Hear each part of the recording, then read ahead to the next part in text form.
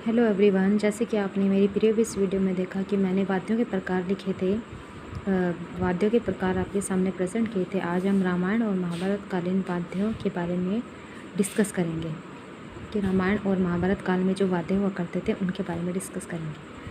अवनत वाद्यों की श्रेणी में रखा जाता था प्रणव, आनक, गोमुख, पठय, मुरज, भेरी, पुष्कर, आलिंग्य और उद्वर्क। भेरी व दुदुम्बी जो थे वो वाद्य घोषणा प्रसारण में यूज़ होते थे, यानी जब किसी युद्ध वगैरह की घोषणा होती थी तब उसकी शुरुआत में इन वाद्यों का यूज़ किया जाता था। रामायण और महाभारत काल में वीणा का एक प्रकार वल्लकी नाम से भी प्रचलित था। वल्लकी का वादन जो किया जाता था वो अंतःपुर की राज स्त्रियाँ होती थी उनके द्वारा किया जाता था। वीणा व मृदंग बजाने के लिए किसका यूज़ किया जाता था? दंड का। और दंड को उस समय संज्ञा दी जाती थी कौंड की। दंड से बजाई जाने वाली जो वीणा थी वो मिस्र देश की लायर वीणा के समान थी। मिस्र देश के लायर वीणा के समान थी। उस समय वाद्य वृंद को कहा जाता था तूरय। सब ने वाद्य वृंद के अलग अलग नाम दिए हैं। भरत के बारे में अगर आप पढ़ते हो तो भरत ने वाद्य वृंद को कुतुब नाम दिया है। बौद्ध व जैन काल में वीणा के जो प्रकार हमें मिलते हैं वो वल्लकी, भ्रामरी, षड भ्रामरी और कच्छपी। अवनत वाद्य में अंतर्गत रामायण महाभारत काल में आते हैं बम्बा और डिंडी, ये अवनत वाद्य थे। भरत काल तक तो कच्छपी और कोशका भी प्रचार में आ गई थी, ये भी वीणा ही थी। सप्तंतरी और नवतंत्रीय यह प्रमुख वीणाएं थी। 7 से कम तंत्रियों वाली जो वीणा होती थी उनको कहा जाता था उपांग, भूत या गौण। सप्तंतरी वीणा को हम कहते थे चित्रा। सप्तंतरी वीणा इसलिए कहा जाता था क्योंकि उसमें 7 तारें होती थी। नवतंत्री वीणा को कहा जाता था विपंची और अभिधान। घोषका कितने तारों वाली वीणा होती थी?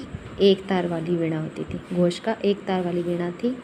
और कच्छपी वीणा का आकार था जो वो कछुए के समान था। इसमें 3 और 4 तंत्रिकाएँ होती थी। वीणा के दंड के लिए जो नाम दिया जाता था वो था प्रवाल।